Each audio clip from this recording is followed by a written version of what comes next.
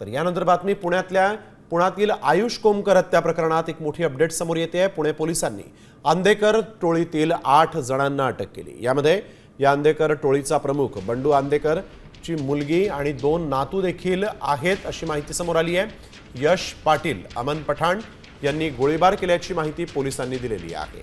आंदेकर टोळीनं वनराज आंदेकर खून प्रकरणातील आरोपी गणेश कोमकरचा मुलगा आयुष कोमकरवर गोळ्या झाडून हत्या केली होती।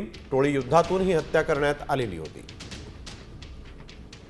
सिद्धेश्वर पाटील आणि अमित प्रकाश पाटोळे आणि अमन युसुफ पठाण आणि सुजल राहुल मिरगू हे 4 आरोपी त्या गुन्ह्यामध्ये ह्यांचा सक्रिय सहभाग दिसून येत होता। ह्याच्यामध्ये जो मयत व्यक्ती आहे त्याच्यावर फायर करणे, रेकी करणे, टेहळणी करणे ह्या सगळ्या गोष्टींमध्ये ह्यांचा सहभाग निष्पन्न होत होता। असे हे 4 आरोपी आपण अरेस्ट केले आहेत। ह्यामध्ये एकूण 13 आरोपी आहेत।